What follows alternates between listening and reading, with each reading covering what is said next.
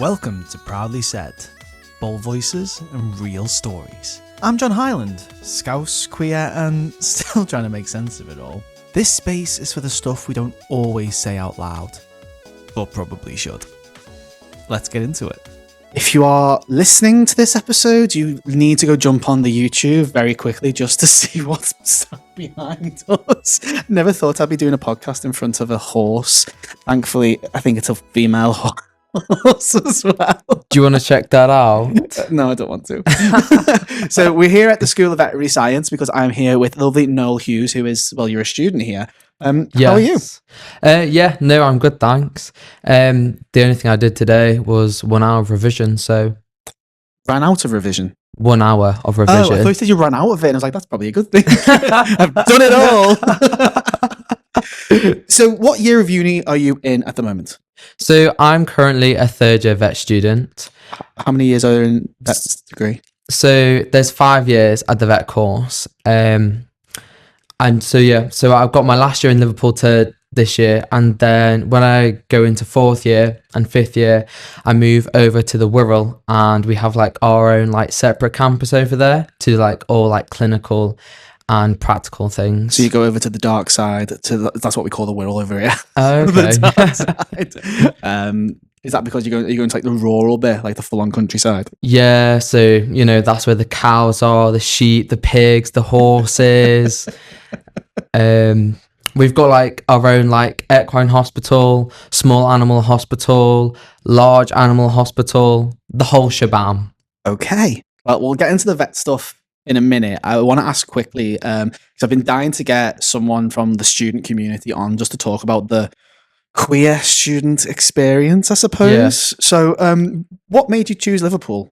Partly because it was like my two offers. I got an offer for Liverpool and an offer for Aberystwyth. But Aberystwyth. Is that Wales? Yeah, okay. Yeah, it's in Wales. Just checking. But they only take like 15 people, so like it was going to be like a really small cohort. So, and as well, my mum like, she didn't want me like leaving home, so I came to Liverpool. And as well because it's got like a gay vet society, so it's quite like a queer uni, I assume. That's what it was like. I'll stay a little bit local. So where originally are you from? So I'm from Cheshire. Oh, okay, it's not too far. So like near like Runcorn, Warrington. So the posh voice makes sense now. Cheshire. But then you said Runcorn, maybe not. Cheshire. Okay, so yeah, it's fair enough away that you come to the city, but it's near enough to, if you need to pop back home, you can just pop back home. Oh, that's nice. So it was kind of the combination of like, okay, you want a bit of a social life, you want the student experience, and you've heard that there's a good little LGBT-ness connected to it. Yes, yeah. And as well, like Liverpool, it's got like a really good reputation for like a vet school. Okay. Like it's the second best one in the country. So is where, if you don't mind me asking, where you're originally from, is it a little bit rural-ish? You're like small town boy. So I'm like from like a suburban area. Okay. So it's basically just like housing estates for like miles. The only like shop in like a 2 mile radius is a co-op. Like there's not even a pub. Really? No. Oh no, you poor thing.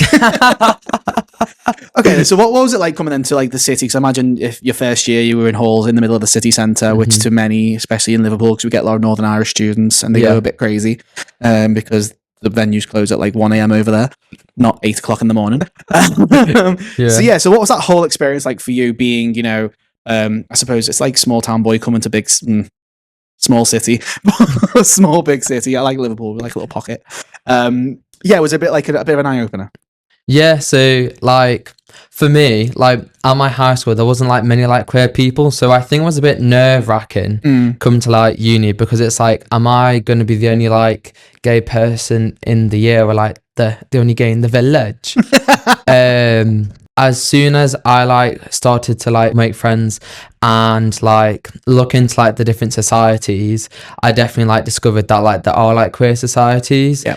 And I think coming to uni is like quite a big like scary change.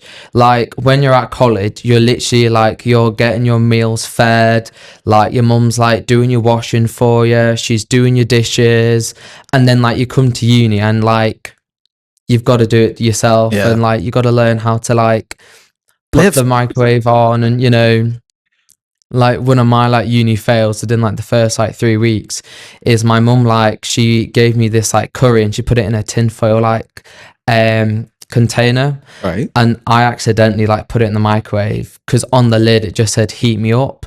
So I literally did what it told me to do, and it was like going bang and pop, And you were just like, is it meant to do that? and I was like, oopsies. I love the fact that I'm sitting here going, yeah, that's so bad. I didn't do that.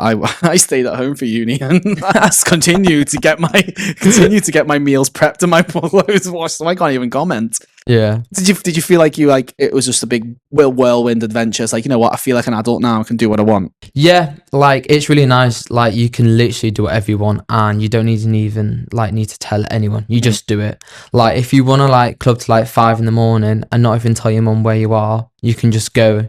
Like you literally, the freedom at uni is like really, really good. Tell me a little bit more about the whole, because you research on the whole like queerness side of our phrase, the queerness side of the city. You know what I mean? So how did you go about like finding? I like the phrase, you know, finding your tribe kind of thing. Like, how was that? So like when I was looking into the universities, I looked into Liverpool, and Liverpool have like a page where we've got all of our like vet societies on there. And they had like a gay like vet society, which there's numerous vet societies. Yeah. Okay. I think there's over 10 like individual like vet societies, including like sports teams. My friend Ginny, she was like, no, you've got to go to Liverpool. It's got a gay vet society that's got your name written all over it. So I think that was the determining factor to like make me like come to Liverpool, because I knew like there'd be more people of kind of like, you know, my kind. And I love the fact that let's go study, and let's go study with people like me. Let's just have everything in one big melting pot. So have you kind of embraced like queer life in Liverpool? Like when if you think about it now, you've been here for 3 years, did you say? Yeah. So what's been your experience in those 3 years being a part of the community in Liverpool? So I think within my like 3 years, I definitely have gone to like Gay Town quite a lot. So in first year, one of my like most like funny stories is we went to like me and Maria. So she's one of my like best friends, and I met her on like one of the welcome event like courses before like vet school starts, and me and her went to OMG, and unfortunately it was the lap dance competition night. So knowing drunk Noel and the drag queen there saying, oh, you can get like £100 like bar tab, like, yeah. Should we say no more? Do we say, is it somebody that says you got the bar tab? Did you get the bar tab? I did get the bar tab. There you go. Say no more. Say no more. He made me laugh though, because he was saying something off camera before about a fact OMG is like so first year, which tickled me to no end. So okay, carry on. Like, what's been where did you move? Where did you graduate to after first year? I think after first year, I graduated to Superstar. Like Superstar, that's where you've got like the white girl music. I really like OMG the top floor, because that's got like white girl music, but like the club like downstairs, it's those cages, like they are always wiping me out. That's because you're always in them. That step down and step up, literally like it breaks my ankles every time. Yeah, because he's a DVD. I'm not going to be sized. It's just nice to have someone shorter than me for once. It's like a 20-meter drop. It is. Like, I think, and like, it's not even stairs, is it? It is just the one thing. I can imagine you were on the pole. Oh, no? You have to get me very drunk to be on that pole. Bar tab. Were you on the pole? No, because I made sure that I made the most of the bar tab. So like I was coming to ONG consistently for like 4 weeks, like getting free. So like, it's not just in the one night. You can continue. Okay. So I was getting like double vodka cokes for like 4 weeks straight for free in OMG. So that's why I was always in there in first year, because my drinks were just free. So outside of, say, like the clubs, have you got involved in like the queer community in other ways, like at any events, any things, out and about, just engaging with the community? So last year, the queer vet society, we joined the medic society to do a queer quiz to support Sahir House. Yeah, I was there. I was the Sahir person who did the speaky bit. I remember that. It was in the arts bar. Yeah. The vets were really bad. We were very bad. The medics beat us. There was a bit of competition, but they did beat us.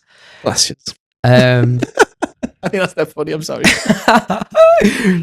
That's like a year ago, isn't it? Yeah, that was in February last year. Wow. Okay, that's so funny. / weird. So okay, sorry. Quiz night with the medics. Yeah, so we did that one, and then I've also been to Pride and I've marched. So I think 2 years ago I was in the Liverpool Pride and we marched together. This year I really wanted to join Liverpool Front Runners. Oh yeah. Get into like a queer like sports club. But unfortunately it just hasn't worked out this year. Go when you want. They're only on a Wednesday night at Sefton Park. I know you got to pay for a membership. Pay £5 a year. I know, because I am one. I just haven't been for a long time. I literally joined, was there for like a good 6 weeks, and then I got a new job. And then you dipped. And yeah, you're like, which nah. is typical me when it comes to anything to do with exercise, which I need to stop. But front runners is a good one. Like they've grown astronomically. So if you do feel like getting into it, because you are a bit of a runner, aren't you? Yes, yeah. I'm planning on doing the Liverpool half marathon this year. Oh, you're crazy.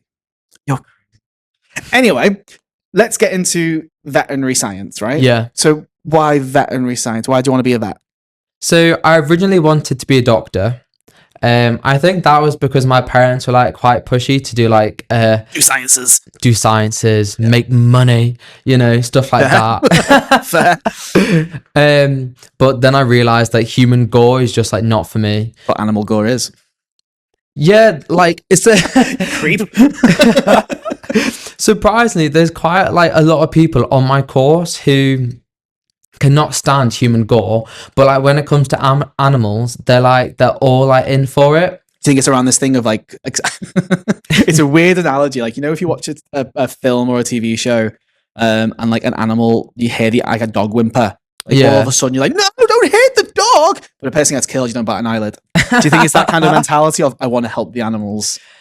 That's why they're not fazed. I want to help the animals, but I feel like it's rewarding in the sense that you're helping the animals, but then you're also like helping the owner at the same time because they mean like quite a lot to the owners these days. My like pivotal moment for when I decided I wanted to be a vet was when I did lambing. So I did lambing. Please explain what lambing is. Or do we want you to explain what lambing is? Yes, please do. So lambing is basically helping sheep give birth. Yeah. So that like basically means that you're sticking your hand inside them and pulling their lambs, their babies out. So I did it at my nan's brother's farm, and he's got like a bit of like witty humor. So my brother was like teasing me, saying that like, no, Brian's gonna be like, oh, come over here and pull this wee fucker out. I love the voice. Pull this wee fucker out. Yeah. But no, it was like really good, and it was like hands on. And like there were some cases you'd pull out a lamb and it wouldn't be breathing, so you would have to lift it up and you'd have to like start rubbing its belly and making sure that the airways are clear. So it was really rewarding in that sense, because you'd lamb it and then like 2 hours later it'd be running around, it'd be jumping, and it was really nice to see that you've actually helped deliver life into the world. Yeah, I brought life into the world. That little lamb's mine. I love the way you looked. The little lamb's mine. Okay, so you just kind of went from there and you're like, this is my calling. Yeah. It's cute. But like lambing did have its own like experiences. Like some of the lambs that were coming out were like deformed. So we had this one lamb, and really sadly it was born with like no eyes. Wow. Which was kind of like, I was quite shocked because I didn't realise personally. Yeah. They just shut. Or not. No, don't get into the let's not get into the actual minor detail. But yeah, so lambing was like the start of it, and then to get into vet school you need quite a lot of work experience. So that's when I started helping out at dairy farms, and Dairy farms are just an interesting environment because if you're scared of like getting pooed on or weed on, they are not your like cup of tea. Like the milking parlor is like diarrhea warfare. Oh my god. When I was in Northern Ireland, my ex's family lived in the middle of nowhere. Yeah. And their neighbours had like sheep and cows and stuff. And even without being in the what did you call it? The milking parlor. Milking parlor, that's it. I was thinking, what's it called? Even when they're just out and about, it's just once that tail goes up, get out the way. You know what I mean? Like you're near our fence, you're near the boundary, get away, go shit that way. Milking was like fun. Whilst covered in shit. Well, if you're good at avoiding it and being like aware of your surroundings, like I was quite good at dodging it. But my most memorable experience from milking for like the first time ever was we normally get like coffee like when you're like halfway through like the herd. So like, okay, but like after you've done like 100 cows, you'll have like a cup of coffee. And David the milker was like, Noel, have you ever tried like raw milk? Straight from the udder. Yeah. So he like snatches my coffee off, pours it upside down, sticks it under the teat, milks the teat, like milk goes straight into my cup, hands it back to me, and it's literally so frothy. It's like the top of like a pint of Guinness. It was warm. Oh. Was it not nice? I spat it out. Yeah, no. Well, so why is this all to do with Northern Ireland? One of my mum's neighbours is from Northern Ireland. Where's he from? He's from Ireland. He's from the island of Ireland, and it's the island of Ireland. His family have that, and he's done that, but apparently enjoyed it. I'm like, no, pasteurize it. Oh, you don't know what you're gonna get from those tits. Yeah. Moving swiftly on. So that was your work experience to get behind you, to be like, look at me, I have dealt with animal crap, literally, yeah. And then you've also got to do a bit of like experience in like the veterinary practice, so like observing surgeries and consultations. You can do that like even before like you've got on a course, like you can just get in touch with the vets. So when I was like 16, I was like in the vet practice. I'd be like in the corner, like observing consultations, surgeries, like asking questions. And then like those experiences are like really useful for when you go to interview, because they'll ask you to like answer questions like, how can you demonstrate that like you've got good communication skills. So for like my Liverpool interview, she asked me, have you ever had an experience where you've spoken to like an angry person or an upset person?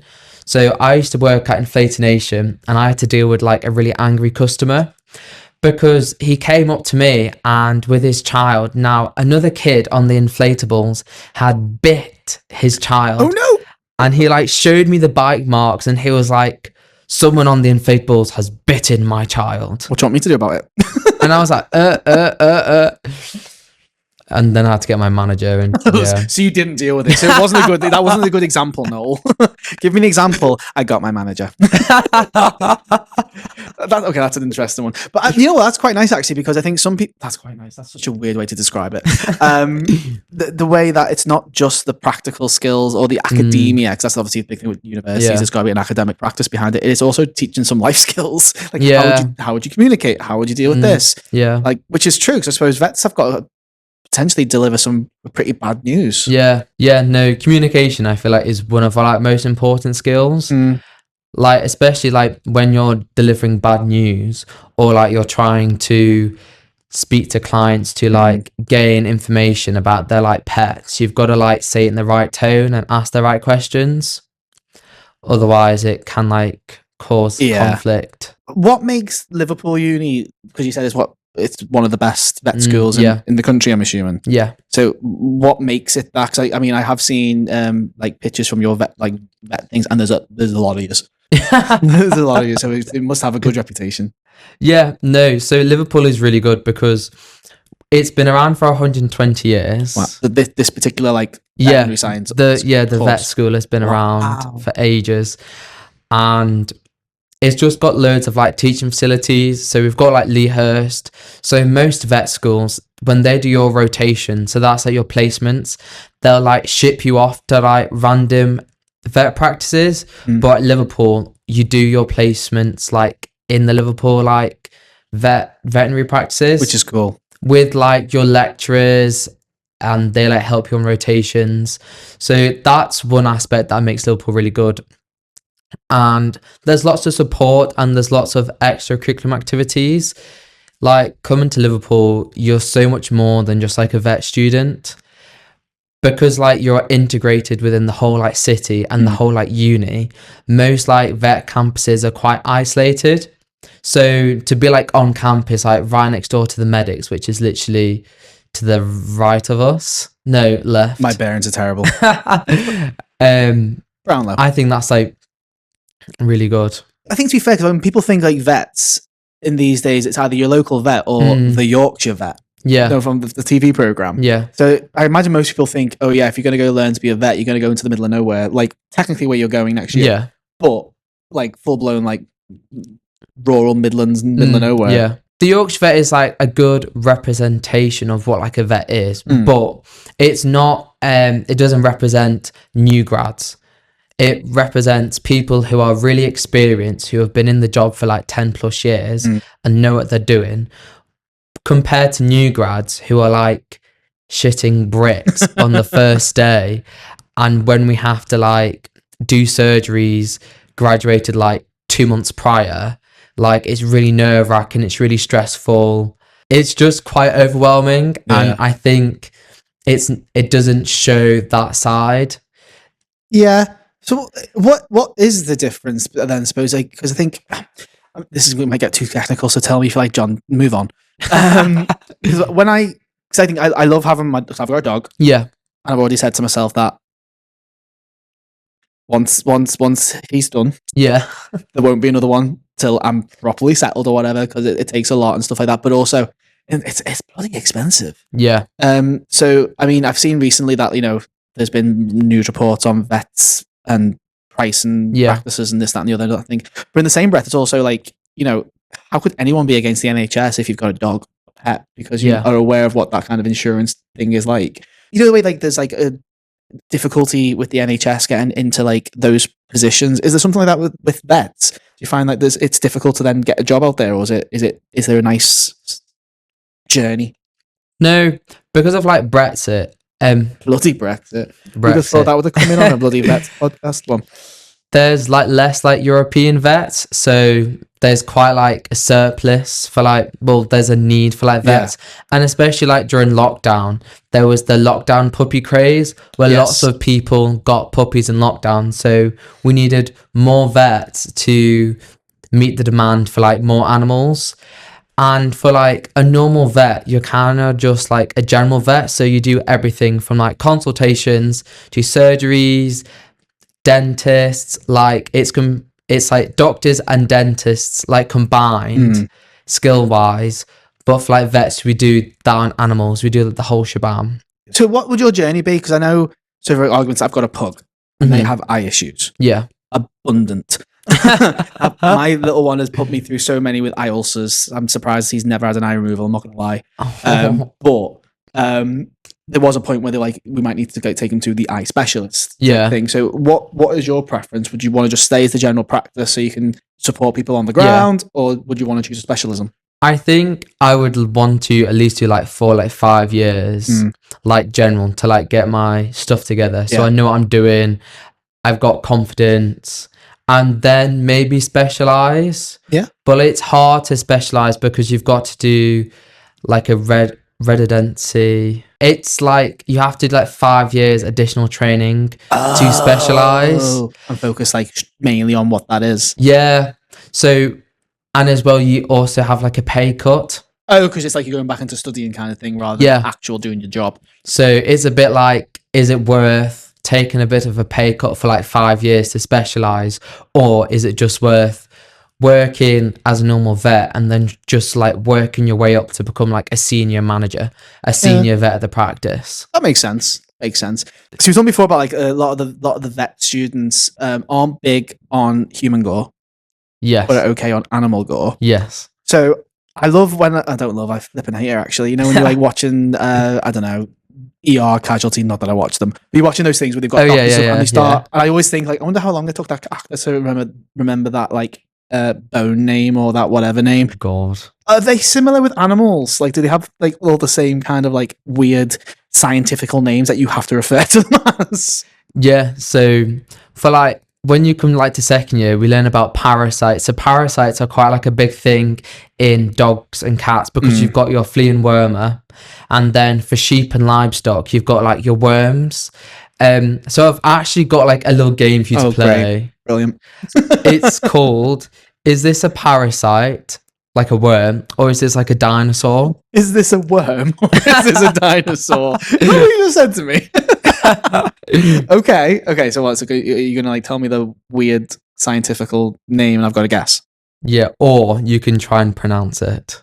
I'll hear what you say first and I'll try and repeat it. Okay, let's give this a go. Okay, so the first one is Couperia.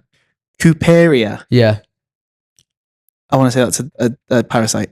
Yeah, there's a parasite. What is it? That should be in your small intestine in sheep. So just on the sheep thing, right? Is it true that because obviously sheep are outside all the time, if you don't shear them enough, they can get whatever. So is it true that they can like maggots that will then eat them inside out? Yeah, so that's called fly strike. So basically, in like the summer, flies will like lay eggs within the wool. So you've got to like shear them to stop that happening. And then basically these like maggots will like hatch, and then they will literally just start eating the flesh.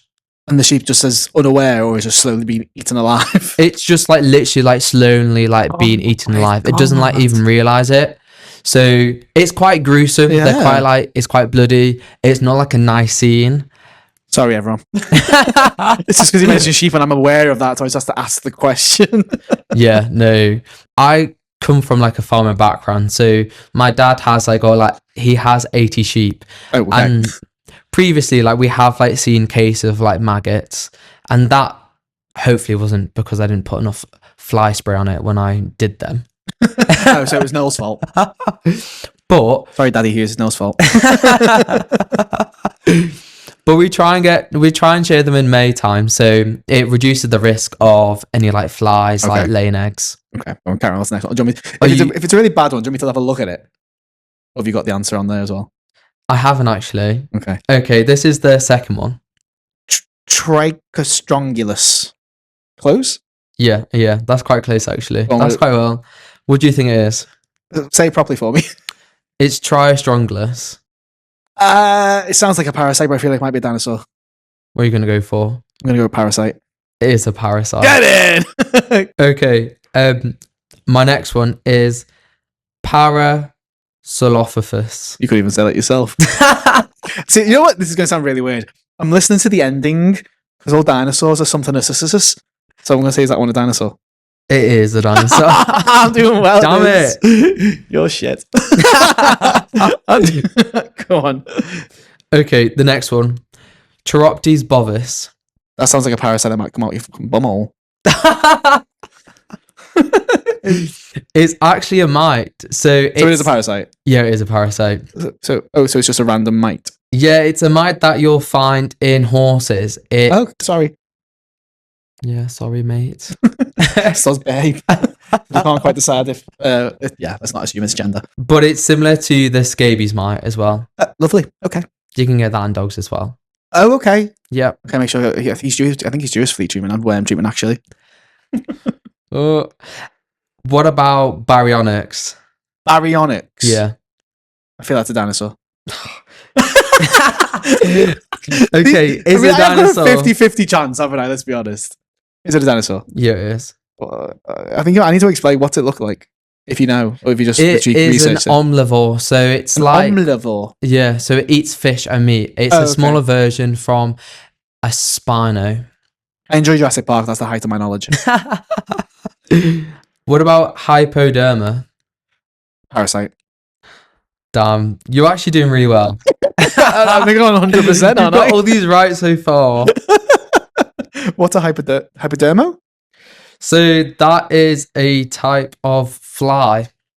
So you've got that's another equine fly. So you've got like 3 types of hypoderma flies. Right. But they basically, like, they will eat living flesh off the horse. We've got some really horrible, creepy, scary little things around, haven't we? No. Yeah, you can get like some like proper like gruesome stuff. Like dogs can get like tapeworms as well as humans. Let's just get them all right. Yeah, you did. Yeah. I bet you put loads of effort into that. No, I spent 10 minutes doing it. Oh, okay. Still be it. I asked Chat GPT. Did you do ChatGPT and then tell me how to pronounce this? Yeah. So you sitting there going like, yeah, I know my dinosaurs and I know my mates. Nope. ChatGPT gave the full description. Because I've got dyslexia, I do pronounce like words wrong, and people are like, "What's that?" But I know what it is personally, so I just rock by it, you know? I know what I'm talking about. If you don't, that's on you. At the end of the day, my story makes sense. Not my problem. You just You don't don't get it. So we've just gone through the time. Like, Yeah. We've covered a lot. Uni, vet, animals, dinosaurs, and parasites. Well done. So you've got 3 more years. So for you, I think we kind of mentioned it, but like just to kind of put it again, Yeah. what do you want to see for like your future? So you've got 3 more years. What does that look like? And then do you want to stay local, try and get a practice nearby, or move around? What's the crack? So my goal for the next like 3 years is to pass vet school. Just pass it. We just need just above 50%. So it's doable. I would like to go into large animal vetting. Oh, okay. Like go work in a zoo. That's exotic. Oh, what's a large animal then? So large animal, that's like your cows, your sheep, livestock, you know, pigs, alpacas, llamas, goats. You're literally talking about where I used to live in Northern Ireland. Honest to God. Who knows? I might be moving there. My friend who lives in Ballymoney, he's got literally alpacas. He's got his own little alpaca farm. Is it alpacas are the ones that you have alongside chickens because it scares the foxes? They do scare away foxes, but do they know if you piss them off, they'll spit at you? Yeah, I didn't know that. Oh, interesting. Okay, so you want to go back to your roots? I don't know where like I'll move. Who knows? That's like too far away, to be fair. Yeah, that's fair. I might want to go to Australia for a year because I feel like quite a lot of my like parents have like gone to Australia or New Zealand and they did like a year there to like show off, or I might just like move to Manchester. Other side of the world, 30 miles down the road. Which are we gonna do? You've got 3 years. I've got 3 years to decide. I've got time. So we didn't actually mention this bit, but you are actually the president of the current Queer Vet Society. Yeah, specifically for like queer vets. Yeah. So if people, if there's any prospective students who might be watching, we hope. Hi. Where can they find out more? Whether it's about the course, whether it's about just the society. If you want to push yourself, feel free. So it's all on Instagram. It's been up since 2014. So we've had like quite a few like presidents. I think it kind of like went into a bit of like a dive, like 2016-ish. But in the last like 3 years, like people have like brought it back up and running. So last year I was vice president, and then this year I am president. And my main like mission is to just like create a society that is really inclusive to everyone. It's to promote that like vetting is really diverse. It's inclusive. It's not your typical white posh people from private schools. Like that theory is no longer at Liverpool. We have also got like an ethnicity and diversity society within the vet, one of those 10 societies. Okay. And they are like popping off, like they're doing like really well. They've got like lots of like socials going on. So it's just like being able to create opportunities to make friends. Like the queer vets in Liverpool Uni are a community in itself. Everyone knows everyone. Everyone's kind of like friends with like queer people. Well, you're all like in certain like friendship groups, and like when you come like to the socials, like the atypical like friendship groups are like queer people from like, the different years normally like turn up. That's nice. Because like I made all my friends through the Queer Vet Society, And like, I've made some like really good friends, and just a lot of like confidence in myself. Yeah. So I think that is the message that I'm trying to like pass on to like the up and like coming generations, because I thought I was going to be the only like gay person on my course, And then realised it's all of yours. No, I'm not the only one. It's like, guess the straight one.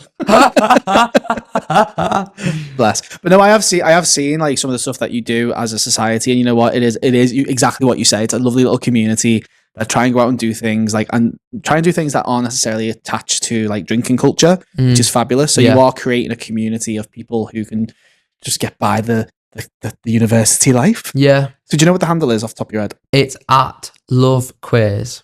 That is LUV. Is it really sad, really bad that in this moment I've just realised what LUV stands for? Liverpool University Vets Queers. That's literally what it is, isn't it? Yeah. And I've just thought it was just Love Queers. I'm like, what's that got to do with vets? I always would have thought, like, it's literally what it says on the tin. It's an acronym, John, you absolute idiot. And if people want to get in touch, is there like a contact on there? Like, you know, if they're maybe prospective students? Yeah, so you can always like send a message on the Instagram, and like someone on the committee will like get back to you.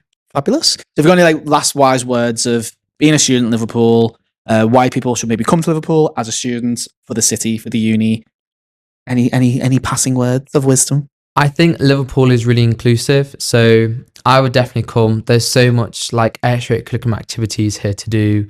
You've got like your own like gay town. You've got all the other societies. If you want a social life, then come to Liverpool. If you want to be more than a vet, come to Liverpool. If you just want to be a good vet, come to Liverpool. I love that. It's really nice. I couldn't have said it better myself, because I probably couldn't have said it at all. No, thank you so much for joining me. This has been really it's been really insightful, because I think for me, with some of my background, I always like champion like the youth. Because I think, you know, in this today's society, being LGBTQ plus, it's the hardest on the young people. It can be hard on some of the older people, but do you know what I mean? So that student population, especially I feel for a lot of people, is their first big eye opener to what it's like being queer and being able to express their authentic selves. Yeah. So thank you for coming on. I really appreciate it. Well, thank you for having me. Well, thank you, and thank you for your little game. Thank you for not scaring me with a horse dick over behind me. Did you know that they can go up to 40 inches? We'll leave you with that. Gagged. Mic drop. You've been listening to Proudly Said. Now, if it meant something to you, why not pass it on? If it didn't, maybe it will one day. Either way, stay kind, stay loud, and stay proud.